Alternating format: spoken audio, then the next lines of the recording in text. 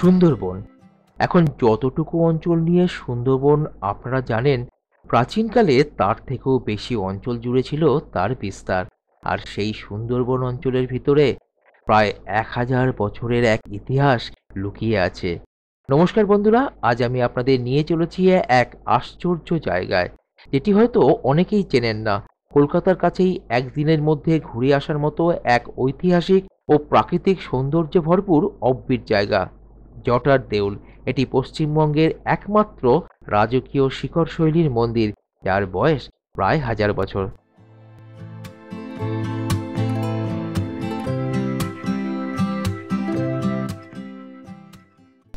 এখন দাঁড়িয়ে আছি শিয়ালদার সেই নতুন সাউথ সেকশনে। দেখতে পাচ্ছেন এই নতুন গেটটা করা হচ্ছে, যেখানে আগে পুরনো জিআরপি ছিল, ঢুকে সাউথ সেকশনে যে দেখতেন, ঠিক সেই জায়গাটায় এই গেট। যে যাবো এখন মথুরাপুর স্টেশনে। এই শিয়ালদা থেকে লক্ষ্মীকান্তপুর বা নামখানা ধরে আপনাদের পৌঁছাতে হবে প্রথমে মথুরাপুর স্টেশন, ঠিক আছে? সেইখান থেকে কিভাবে যাচ্ছি দেখাবো আপনাদের, চলুন তাহলে সেখানে যাওয়া যাক। অনেকদিন পর আবার আমরা বেরিয়ে পড়লাম। নামখানা লোকাল ধরে এগিয়ে চলেছি মথুরাপুর রোড স্টেশনের দিকে। সেই চলবার পথে বাইরের প্রাকৃতিক সৌন্দর্য অসাধারণ লাগছিল। দেখতে দেখতে পৌঁছেও গেলাম আমরা।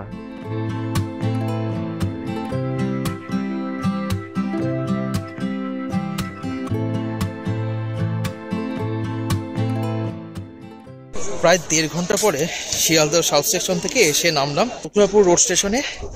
এবার এইখান থেকে আমরা যেদিকে শিয়ালদার দিকে মুখ আছে সেই দিকটা দিয়ে এগিয়ে যা ধরবো রায়দিঘির অটো। হ্যাঁ, সেখানে পৌঁছাতে মোটামুটি ঘন্টাখানেক সময় লাগবে।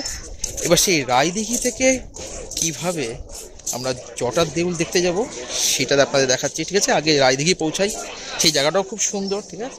চলুন সেই দিকে আগে যাওয়া যাক। স্টেশন থেকে বেরিয়ে অটো করে আমরা এগিয়ে চললাম রায়দিঘির দিকে। ভাড়া পড়বে জনপ্রতি 40 টাকা করে।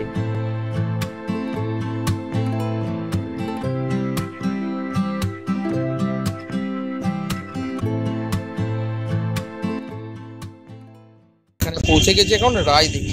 এখন এই যেখানে নৌকাগুলো এসে দাঁড়ায় সেইখানটা দেখে তারপর সোজা যাব কনকনা দিঘির দিকে, মানে যেখানে আছে জটার মন্দির বা এই জটার দেউল, ঠিক আছে? আস্তে আস্তে যেখানে আপনাকে অটো নামিয়ে দেবে সেখান থেকে একটুখানি এগিয়ে যেতে হবে। এগিয়ে গিয়ে দেখবেন একটা মন্দির আছে, পাশে একটা রায়দিঘি মসজিদ আছে, তার মাঝখান দিয়ে একটা রাস্তা আছে, ঠিক সেইখান দিয়ে আপনার নদীর পাড়টা যাওয়া যায়। তা আমরা এখন সেই নদীর পাড়ের দিকে যাচ্ছি। চলুন এই নদীর পাড়টা দেখে তারপর আমরা কনকনা দিঘির দিকে যাব। যেটা বলছিলাম, নদীর পাড়ের দিকে এগানোর সময় আপনারা এখানকার বিখ্যাত রায়দিঘি কালী মন্দিরটি দেখতে পাবেন। সেটাই তুলে ধরলাম এখন আপনাদের সামনে।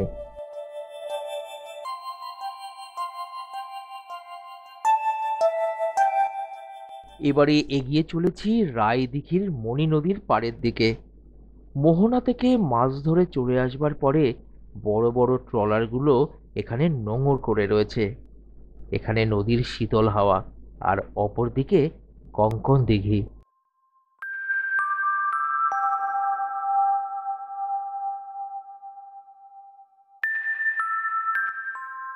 বন্ধুরা, এখন রায়দিঘি কালী মন্দিরের পাশ দিয়ে গিয়ে যে মণি নদী আছে সেই মণি নদীর পাড়ে এখন দাঁড়িয়ে আছে এই খেয়া পাড়ে।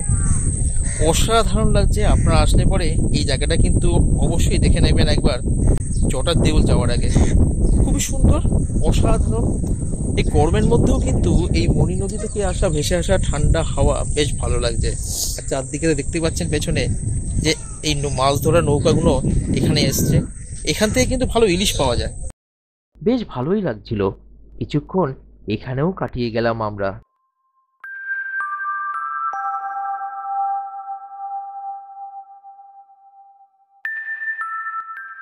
এখন ঠিক যেখানে আমাদের অটো রায়দিঘিতে ছেড়ে দিয়েছিল, ঠিক তার পাশেই একটি রাস্তা চলে গিয়েছে। সেই দিকে একটু এগিয়ে গেলেই সেখান থেকে জটার দেউল যাওয়ার টোটো আপনারা পেয়ে যাবেন। ভাড়া পড়বে জনপ্রতি 20 টাকা করে।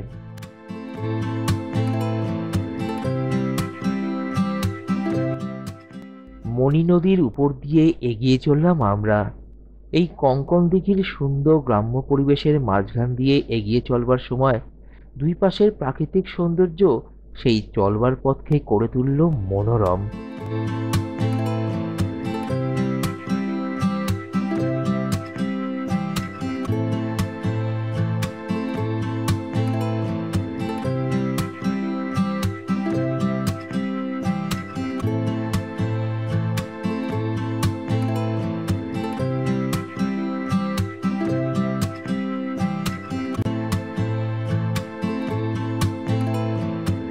আমরা পৌঁছে গেলাম জটার দেউল। চারিপাশে সুন্দর গাছপালা এবং চাষের জমি, আর সামনে পুরাতন সুন্দরবন অঞ্চলের 1000 বছরের ইতিহাস। অসাধারণ দৃশ্য।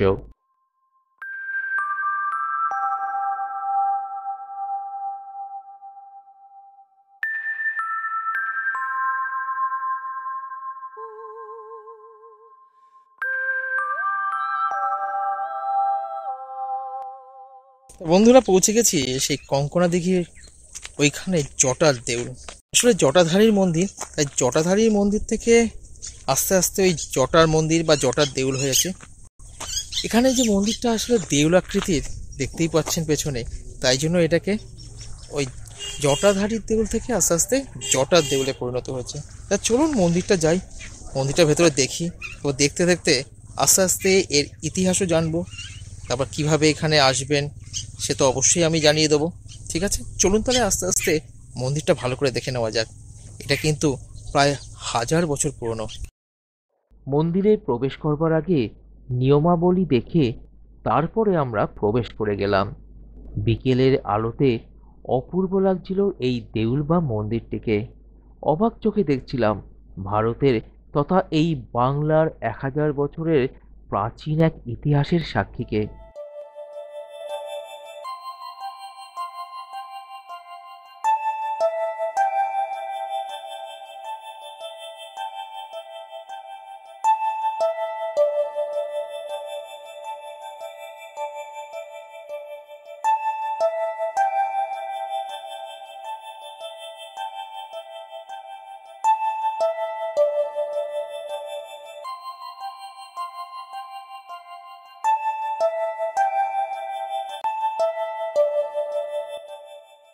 দেখতে পাচ্ছেন পেছনে সেই বিখ্যাত জটার দেউল রয়েছে। এটা প্রায় কিন্তু 1000 বছরের পুরনো। বলা হয়ে থাকে 10ম থেকে 11 শতাব্দীতে এটা এইখানকার রাজা চন্দ্রবংশী জয়চন্দ্র এটাকে স্থাপন করেছিলেন। অসাধারণ কলিঙ্গ শৈলীর দেউল। এই দেউল কেন বলা হয়? দেউল হলো আমাদের পূর্ব ভারতের উড়িষ্যা রাজ্যে যে কলিঙ্গ শৈলীতে মন্দিরগুলো তৈরি করা হয়, দেখবেন নিচ থেকে ওপর অব্দি একটা নির্দিষ্ট চূড়ার মতো করা, যেরকম পুরীর মন্দির আছে, সেই মন্দির এই স্টাইলটাকে বলা হয় দেউল। এবং আপনারা যে ইট দিয়ে এখানে তৈরি করা হয়েছে এই মন্দিরগুলো, যেই ইটের স্টাইল, সেটা কিন্তু উত্তরপ্রদেশের নেবিয়া খেরাতে দেখতে পাওয়া যায়। অসাধারণ জায়গায় 1000 বছর ধরে কিন্তু এটা রয়েছে।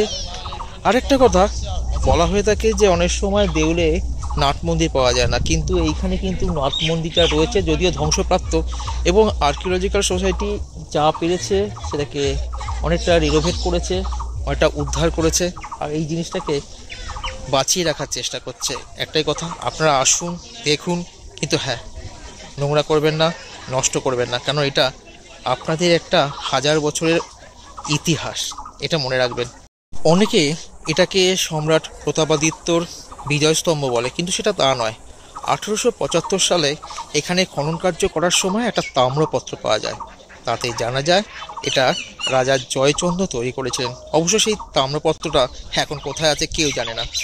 ঠিক আছে, চলুন তাহলে বাকি অংশটাকে ভালো করে দেখে নেওয়া যাক। সামনে থেকে দেখলাম এই অপূর্ব স্থাপত্যটিকে। মন্দিরটি প্রায় 100 ফুট উঁচু এবং এর দেওয়ালগুলি ইটের কারুকার্যে সজ্জিত। এটি একটি শিখর দেউল, যা বাংলার টেরাকোটা শিল্পের এক অপূর্ব নিদর্শন। মন্দিরের গায়ে রয়েছে নানা দেবদেবীর মূর্তি এবং বিভিন্ন পৌরাণিক কাহিনী। পূর্ব দিকে মুখ করা এই মন্দিরটি সত্যিই অসাধারণ। এই মন্দিরের সামনেই এই মন্দিরটির নাট মন্দিরের ধ্বংসাবশেষ দেখতে পাওয়া যাচ্ছিল।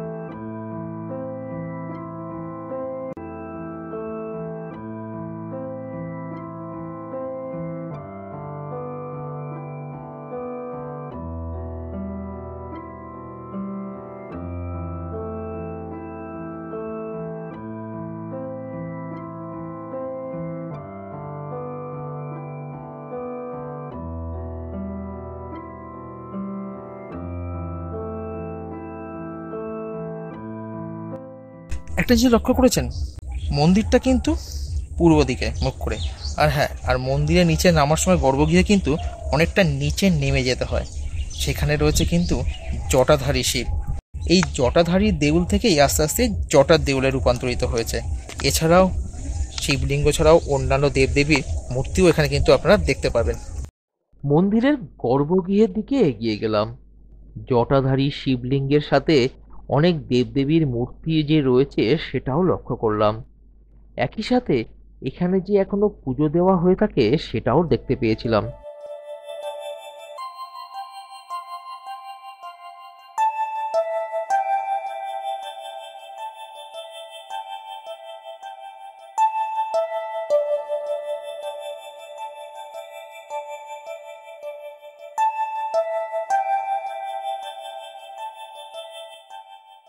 বন্ধুরা, এখানে প্রতি বৈশাখ মাসে কিন্তু দারুণ মেলা হয়।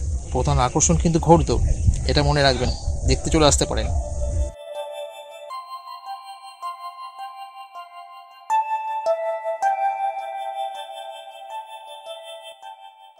মন্দিরটিকে ভালো করে দেখবার জন্য এর চারিদিকে ঘুরে দেখতে থাকলাম। অসাধারণ টেরাকোটার কাজ মন্দিরের গায়ে যা এখনো অবশিষ্ট আছে তা অসাধারণ।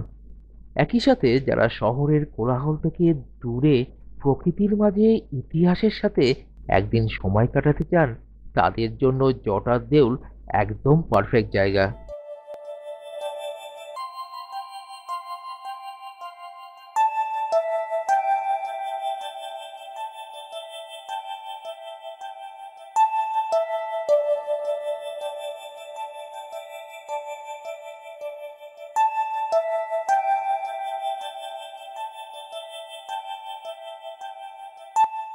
এই মন্দিরটির প্রাঙ্গণে বসবার জন্য সুন্দর জায়গা, সাথে বাথরুমের সুবন্দোবস্তও করা হয়েছে, সেটাও চোখে পড়ল।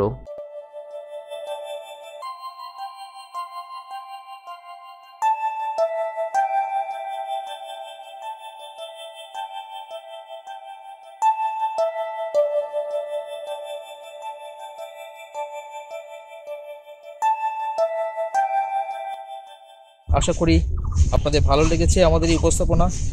এরকম আরও সুন্দর ভিডিও নিয়ে খুব তাড়াতাড়ি ফিরে আসবো আগামী পর্বে। আপনারা আমাদের চ্যানেলটিকে সাবস্ক্রাইব করুন, সাথে থাকুন আর ছড়িয়ে দিন আপনাদের প্রিয় মানুষদের কাছে। আমরা খুব তাড়াতাড়ি ফিরে আসবো আগামী পর্বে এরকম কোনো সুন্দর জায়গার সন্ধান নিয়ে।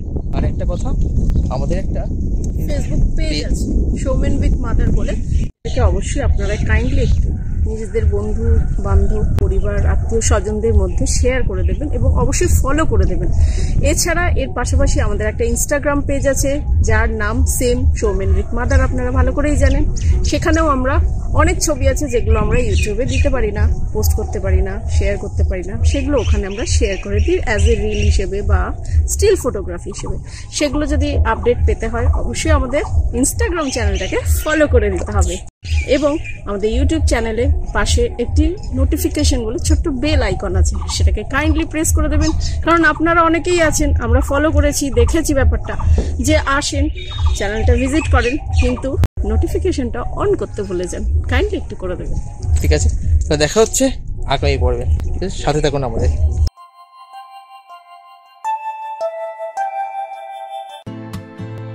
সময় এগিয়ে চলল তার আপন নিয়মে।